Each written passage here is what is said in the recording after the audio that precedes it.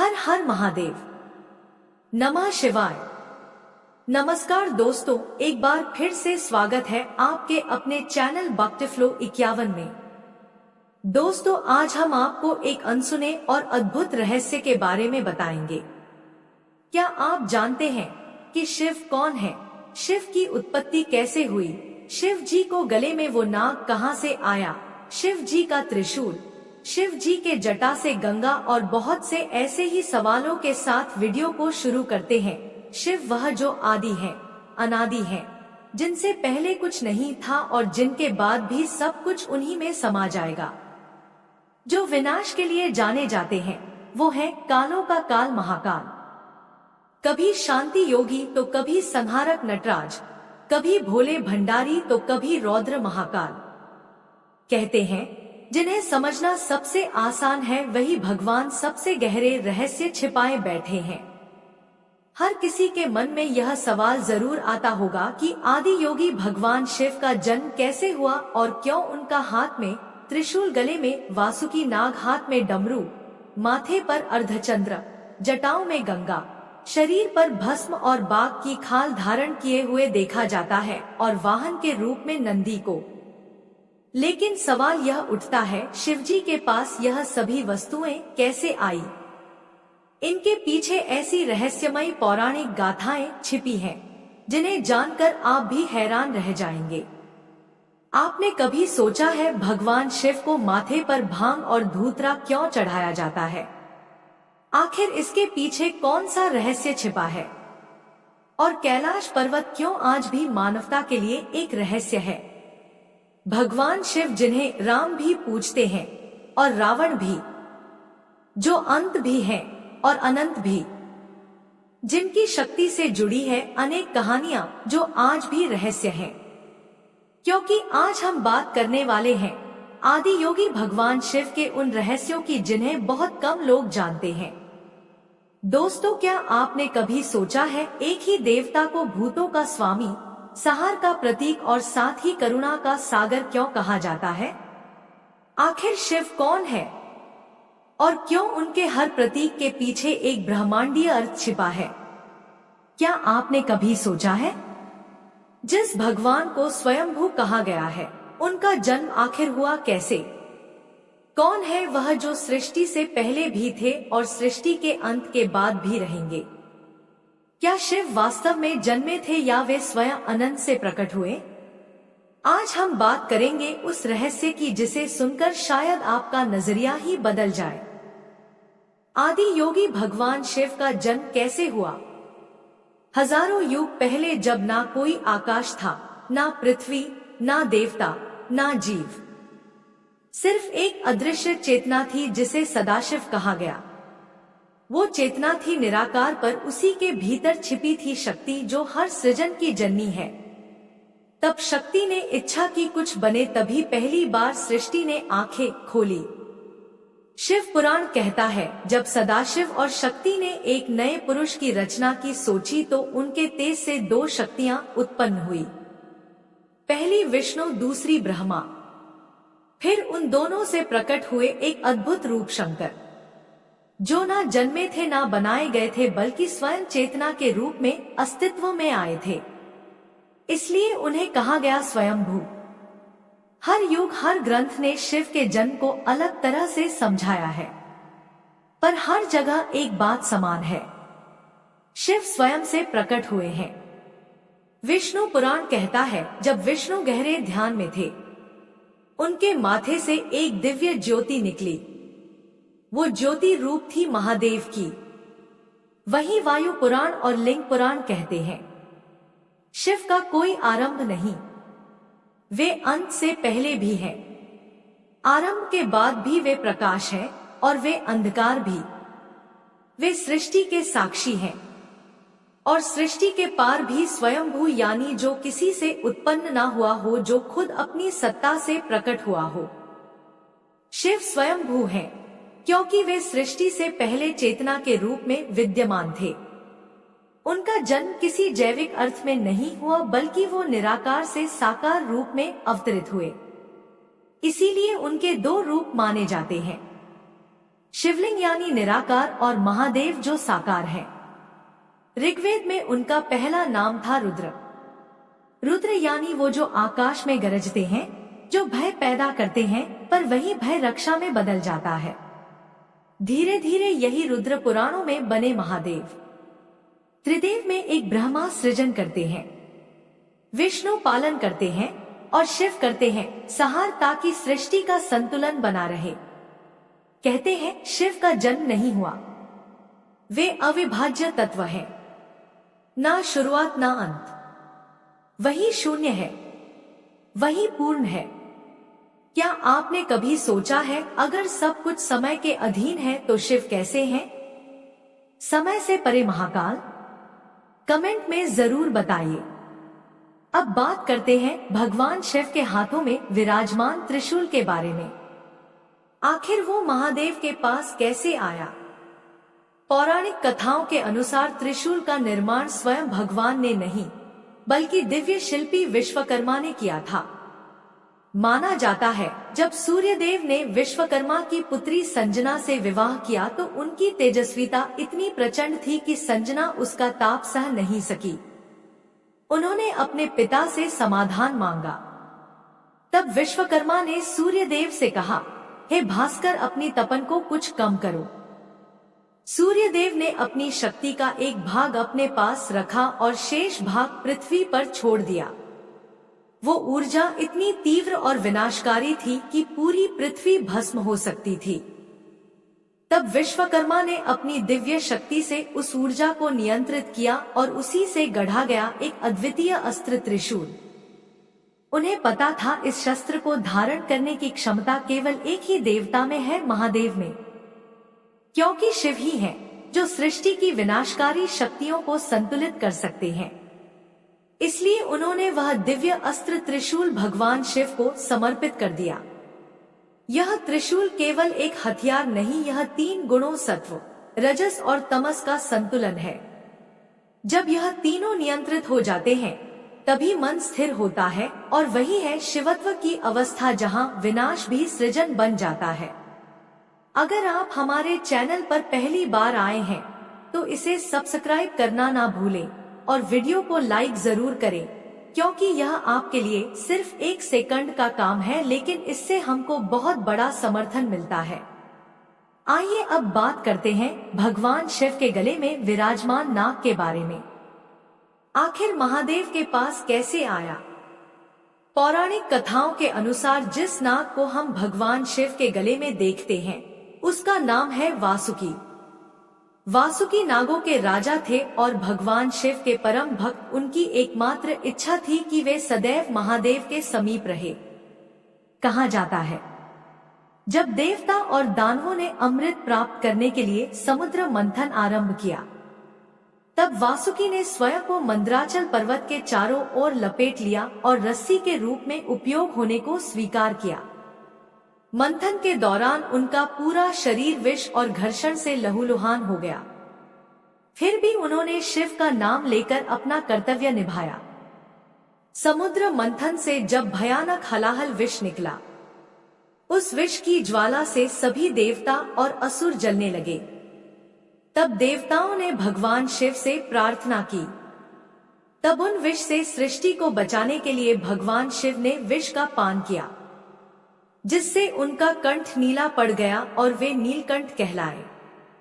नागों के राजा वासुकी ने मंथन के दौरान रस्सी के रूप में मेरु पर्वत का सहयोग किया था, जिस पर प्रसन्न होकर शिव जी ने उन्हें अपना आभूषण बना लिया।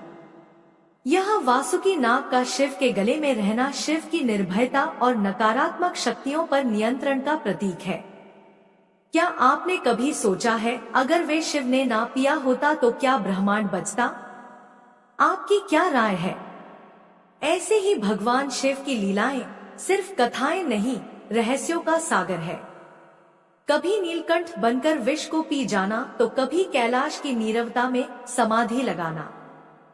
हर कथा के पीछे छिपा है कहीं अनकहा सत्य जो आज तक कोई पूरी तरह समझ नहीं पाया। ऐसे ही अनगिनत रहस्यों में से एक है केदारनाथ मंदिर का रहस्य। वो स्थान जहां आस्था और अद्भुत शक्तियां एक साथ जीवित हैं, जहां हर पत्थर, हर शिला शिव की उपस्थिति का प्रमाण देती है। कहा जाता है केदारनाथ में आज भी वो दिव्य ऊर्जा प्रवाहित होती है जो सृष्टि के आरंभ और अंत दोनों से जुड़ी है। इन अनजाने रहस्यों को जानने के लिए देखिए हमारी डॉक्यूमेंट्री केदारनाथ का रहस्य।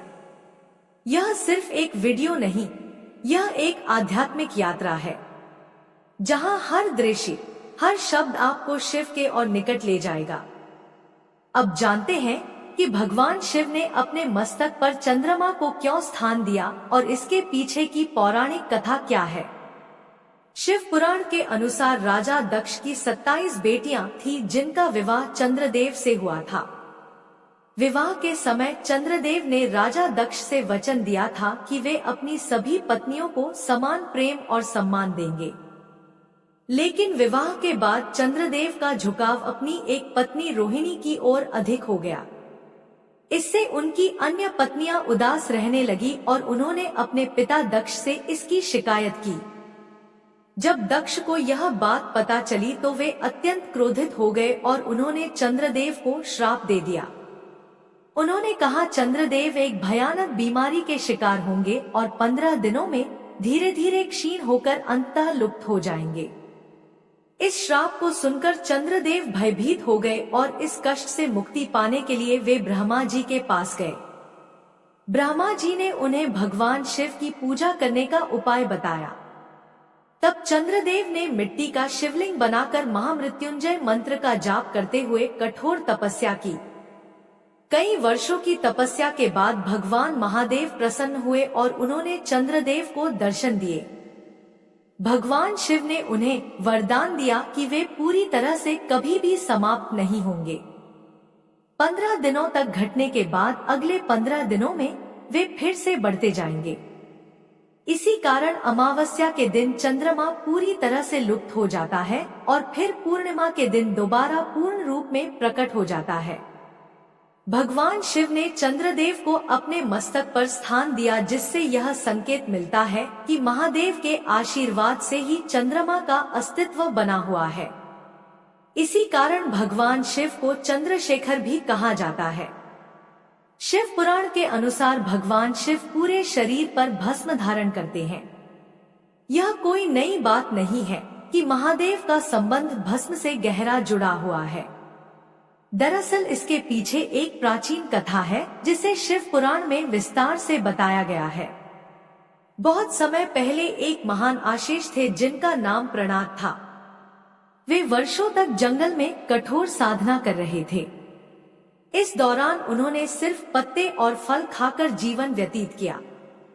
एक दिन जब वे जंगल से घास काटकर अपने आश्रम की मरम्मत कर रहे थे, तभी अचानक उनकी उंगली कट गई। लेकिन जब उन्होंने अपनी उंगली को देखा तो आश्चर्यचकित रह गए, क्योंकि वहां से खून की जगह पेड़ के पत्तों का रस बह रहा था।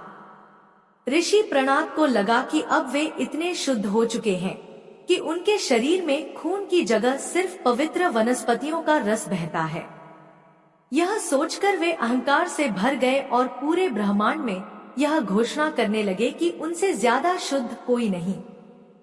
भगवान शिव ने उनका घमंड तोड़ने के लिए एक बूढ़े साधु के रूप में अवतार लिया और उनके पास पहुँचे।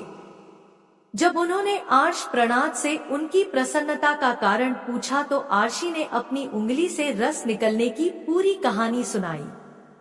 बूढ़े साधु ने आर्ष से कहा, इसमें बड़ी बात क्या है? पत्ते भी जब जलते हैं तो वे राख में बदल जाते हैं और राख सबसे शुद्ध होती है। इसके बाद बूढ़े साधु ने अपनी ही उंगली काटी और उसमें से रक्त की जगह राख निकलने लगी। यह देख आर्षि प्रणात समझ गए कि यह साधारण वृत्त नहीं बल्कि स्वयं भगवान शिव है। आर्षि प्रणात महादेव के चरणों में गिर पड़े और अपने अहंकार के लिए क्षमा मांगी।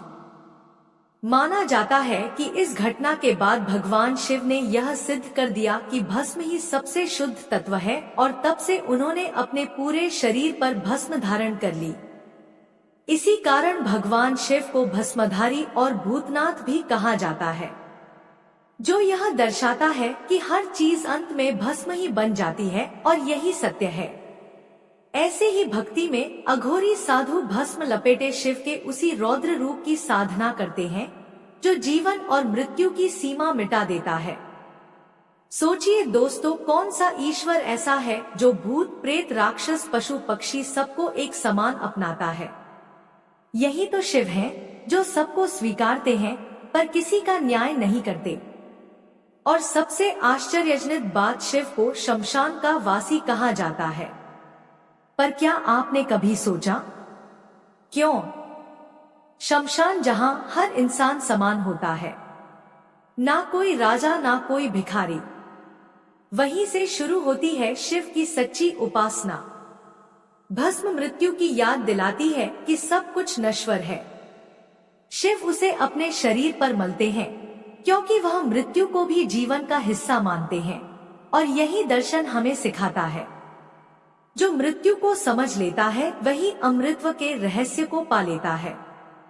काशी में महाकालेश्वर के पास भस्म आरती आज भी होती है, जहां मुर्दों की राख से भगवान को सजाया जाता है, क्योंकि शिव वहां भी अमृत खोजते हैं जहां सब कुछ नश्वर है। विज्ञान कहता है राख यानी कार्बन वही तत्व जिससे सृष्टि बनी, और शिव उस कार्बन को कॉन्शियस एनर्जी में बदलते हैं। इसलिए शिव केवल मृत्यु के देवता नहीं, वो मृत्यु से पार जाने का मार्ग है। क्या आपने कभी सोचा क्यों उन्हें महाकाल कहा गया?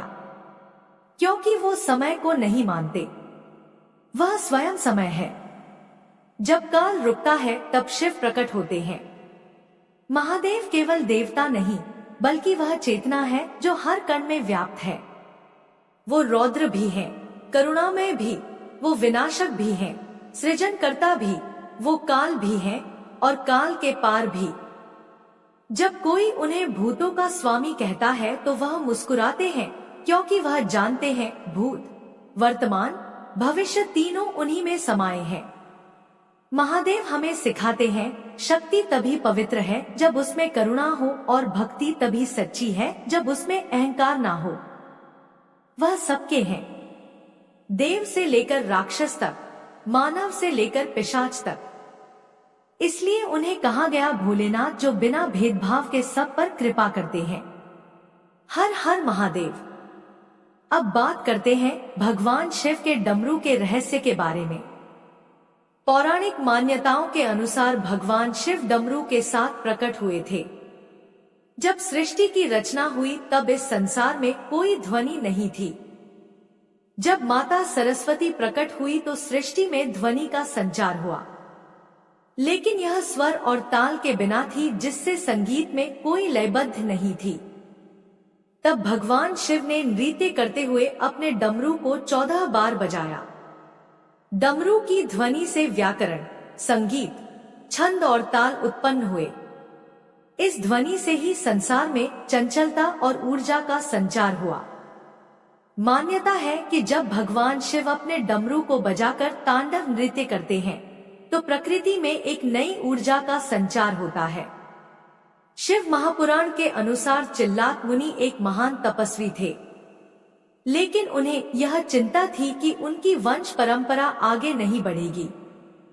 उन्होंने कठोर तपस्या कर भगवान शिव को प्रसन्न किया और उनसे यह वरदान मांगा कि उन्हें एक ऐसा पुत्र प्राप्त हो जो जन्म और मृत्यु के चक्र से मुक्त हो।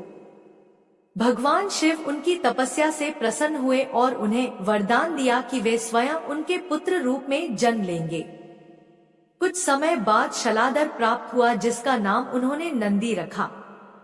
यह बालक जन्म से ही दिव्य शक्तियों से युक्त था और महान विद्वान बना। जब नंदी को ज्ञान हुआ कि संसार में मृत्यु अटल है तो वे अत्यंत दुखी हुए। तब शिलादित्य भक्त और अपने गणों का अधिपति बना लिया। भगवान शिव ने नंदी को अमृतत्व का वरदान दिया और उन्हें अपना वाहन बनाया।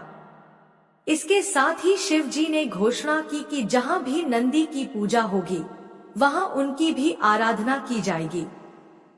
यही कारण है कि हर शिव मंदिर में नंदी की मूर्ति भगवान शिव के समक्ष विराजमान होती है। नंदी के विवाह की भी एक कथा है। भगवान शिव ने मर्दों की पुत्री सुयशा से नंदी का विवाह करवाया था। इससे यह सिद्ध हुआ कि वे केवल एक वाहन ही नहीं बल्कि एक महत्वपूर्ण दिव्य शक्ति भी है। अब जानते हैं भगवान शिव को भंग और धतूरा क्यों चढ़ाया जाता है। अगर भगवान शिव भांग पी सकते हैं तो हम क्यों नहीं? यह सवाल वाराणसी की गलियों और घाटों में अक्सर गूंजता है। इसकी वजह एक मान्यता है जिसके अनुसार भगवान शिव भांग का सेवन करते थे। पौराणिक कथा के अनुसार जब समुद्र मंथन से हलाहल विष उत्पन्न हुआ तो पूरी सृष्टि को बचाने के लिए भगवान शिव ने उसे अपने कंठ में धारण कर लिया। लेकिन हलाहल इतना प्रचंड था कि उसके प्रभाव से उनके गले में भयंकर जलन होने लगी। तब माता पार्वती ने इस जलन को शांत करने के लिए उन्हें भांग अर्पित की। अथर्ववेद के अनुसार भांग के पत्तों में ऐसे औषधीय गुण होते हैं जो शरीर में ठंडक उत्पन्न करते हैं। यही कारण है कि शिव जी ने पहली बार इसका सेवन किया था। एक अन्य कथा में बताया गया है कि एक बार परिवार से नाराज होकर शिव जंगल में चले गए और एक पौधे के नीचे सो गए। जागने पर उन्होंने जिज्ञासावश उस पौधे की पत्तियां खाई जिससे उनकी थकान दूर हो गई। वह पौधा भांग का था। शिव का भांग से जुड़ाव भौतिक भोग नहीं बल्कि आध्यात्मिक वैराग्य और चेतना से परे की स्थिति को दर्शाता है। कई विद्वान यह भी मानते हैं कि भांग और धतूरा जैसी चीजें चढ़ाना भक्तों द्वारा अपनी बुराइयों को भगवान के सामने त्यागने का प्रतीक है। यह जानना महत्वपूर्ण है कि धार्मिक ग्रंथों जैसे शिव पुराण में शिव के गांजा पीने का कोई सीधा उल्लेख नहीं है। इसके बावजूद भी आज की युवा पीढ़ी शिव जी का नाम लेकर भांग और गांजा जैसी नशीली चीजों का सेवन कर रही है। दोस्तों, क्या आज की युवा पीढ़ी श्रद्धा के नाम पर भांग और गांजे का सेवन करके अपना जीवन बर्बाद कर रही है? क्या यह आस्था का हिस्सा है या एक गलत आदत? कमेंट में अपनी राय जरूर लिखें। आइए अब बात करते हैं शिव जी की जटाओं में विराजमान गंगा जी के बारे में। आखिर कैसे आई वो उनके पास? जब राजा भगीरथ ने अपनी कठोर तपस्या से ब्रह्मा जी को प्रसन्न कर लिया तो ब्रह्मा जी प्रकट हुए और वर मांगने को कहा। तब राजा भगीरथ ने कहा कि मेरे 60,000 पूर्वज जो भगवान कपिल मुनि के श्राप से भस्म हो गए थे, उनके उद्धार के लिए गंगा जी को पृथ्वी पर भेजने का वर दीजिए। तब ब्रह्मा जी ने कहा, हे राजन, गंगा का वेग अत्यंत प्रचंड है। उन्हें रोकने की शक्ति शिव जी के सिवाय और किसी में नहीं। अतः तुम सबसे पहले शिव जी को प्रसन्न करो, उनकी तपस्या करो। ब्रह्मा जी की आज्ञा को शिरोधार्य कर राजा भगीरथ ने शिव जी की घोर तपस्या की और तब शिव जी प्रसन्न होकर प्रकट हुए और गंगा जी के वेग को अपनी जटाओं में रोकने का आश्वासन दिया। तत्पश्चात ब्रह्मा जी ने गंगा को छोड़ा और शिव जी ने अपने मस्तक पर गंगा जी के प्रचंड वेग को रोका। फिर उन्होंने अपनी जटाओं से गंगा को बिंदु सरोवर में छोड़ा। वहां से गंगा जी की 7 धाराएं निकली, खलादिनी, पावनी और नलिनी। ये 3 धाराएं पूर्व दिशा की ओर चली गई। सुचक्षु, सीता और मेहदी सिंधु। यह 3 धाराएं पश्चिम दिशा की ओर प्रवाहित हुई और अंतिम 7वीं धारा महाराज भगीरथ के रथ के पीछे पीछे चली जो भागीर थी और गंगा के नाम से प्रसिद्ध हुई। यही गंगा राजा भगीरथ के पीछे पीछे चलते हुए पूर्व दिशा में भगवान कपिल के आश्रम पहुंची। वहीं राजा सगर के 60,000 पुत्रों का उद्धार हुआ और फिर गंगा सागर में समा गई। महाराज भगीरथ ने अपने पूर्वजों का उद्धार करने के लिए गंगा को पृथ्वी पर लाया और इस प्रकार अपनी तपस्या और प्रयासों से उन्होंने न केवल अपने पूर्वजों को बल्कि पूरे जगत को कल्याण पहुंचाया। यह गंगा तीनों लोकों में प्रवाहित होती है, देवलोक, पृथ्वी लोक और पाताल लोक, और इसीलिए इन्हें त्रिपथगा कहा जाता है। अब बात करते हैं बाघ की खाल के बारे में। भगवान शिव को बाघ की खाल पहनना यह उनकी सर्वोच्च शक्ति और निर्भयता का प्रतीक है। पौराणिक कथाओं के अनुसार जब भगवान विष्णु ने हिरण्यकश्यप का वध करने के लिए नरसिंह अवतार लिया तो उनका क्रोध शांत नहीं हुआ। तब शिव जी ने वीरभद्र के रूप में शरभ अवतार लिया, जो गरुड़ सिंह और मनुष्य का मिश्रित रूप था। शरभ ने नरसिंह भगवान पर प्रहार किया, जिससे वे घायल हो गए। इसके बाद नरसिंह भगवान ने अपना शरीर त्याग दिया और शिव जी से निवेदन किया कि वे उनके चरण को अपना आसन स्वीकार करें। शिव जी ने यह निवेदन स्वीकार कर लिया और नरसिंह के चरण को अपने आसन और वस्त्र के रूप में धारण कर लिया। यह बाघ की खाल पहनना दर्शाता है कि शिव जी सभी शक्तियों से परे हैं और उन पर नियंत्रण रखते हैं।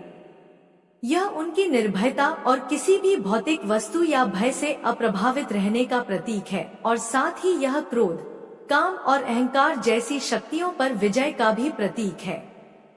शिव वह है जो समय से भी परे है, जो सृष्टि के आरंभ और अंत दोनों है, जो भगवान भी है और वह प्राचीन शक्ति भी जिससे यह पूरा ब्रह्मांड संचालित होता है।